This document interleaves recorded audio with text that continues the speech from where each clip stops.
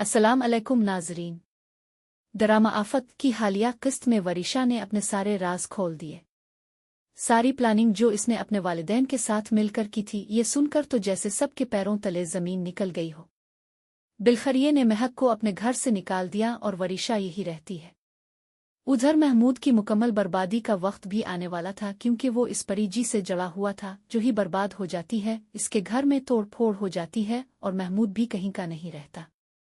बिलाखिर घर आकर वो अपनी असल हकीकत दिखाता है, इस महक को जो बरसों से इसने छपाई थी, और वो राज भी जो अब तक महमूद के अलावा कोई नहीं जानता था। घर आते ही वो इस महक को मोबाइल में सबूत दिखाता है। ये देखकर वो परेशान हो जाती है कि इसने ये सब कुछ सबूत बनाकर रखा था और इसी की बुनियाद पर महमूद इसे मजीद तंग करता है। एक बात याद रखना महक, तुम्हें और तुम्हारी बेटी को मैं जान से मार दूंगा अगर मेरी बरसों की मेहनत ज़ाय हुई। इसी वक्त महमूद इस पर हाथ उठाने लगता है कि महक इसका बाजू पकड़ लेती है। दोनों के दरमियान तकरार होने लगती है। ऐसे में महमूद के पास कॉल आ जाती है। वो कॉल सुनकर बाहर रवाना हो जाता है और अब जब वो रास्ते में था तो इसका टकराव एक आदमी से हो गया। इसने जानबूझकर महमूद को कंधा मारा ताकि इसकी तवज्जो बढ़े और वो इसके हाथ से मोबाइल ले ले। ये सारा काम वहाज ने कराया था।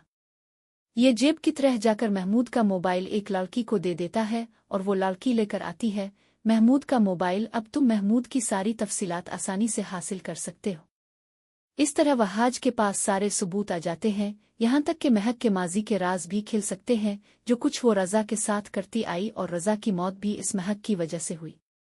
और यूम इन्वेस्टर और सारा बायोडेटा महमूद का वहाज के हाथ लग जाता है। दूसरी तरफ वरीशा अभी अपने वालिद के घर पर है। जो हकीकत इसने सबके सामने अपनी माँ की खोली, इसके बाद सब ने इसे मुआफ कर दिया मगर सिवाय शिफा के, क्योंकि वो तो अंधेयों की तरह तबार कर रही थी। और जब इसकी औलाद पर हाथ उठाया तो अब वो वरीशा को कभी मुआफ नहीं करेगी। खाने के टेबल पर सब एक साथ बैठे थे। जैसे ही वरीशा खाना खाने आई तो शिफा उठ जाती है। मेरा खाना मेरे कमरे में ले इव। तो महरू ने सवाल किया कि क्या हुआ, हमारे साथ खाना क्यों नहीं खा रही। और तब शिफा ने वरीशा को देखते हुए कह दिया कि इसे यहाँ अपना आप महफूज नहीं लगता। ये सब कुछ सुनकर वरीशा को दुख होता है। हकीकत में सबसे ज्यादा दुख तो उन घर वालों को होना चाहिए था जिन्होंने अपना अच्छा होने का, खानदानी होने का सबूत दे दिया कि इतना कुछ हो गया मगर वरीशा को कुछ नहीं कहा।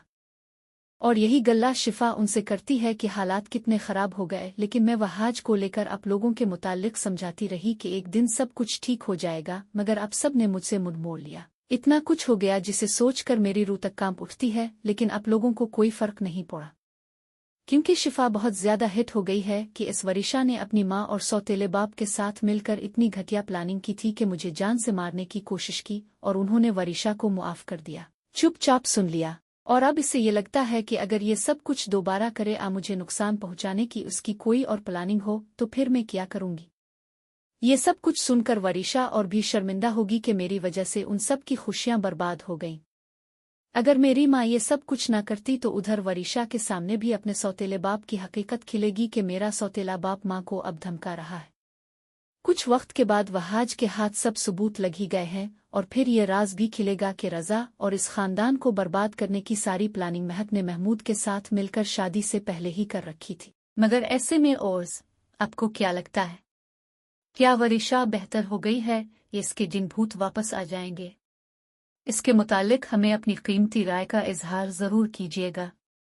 मजीद ड्रामा आज टीवी पर देखने के लिए आप देखते रहिए।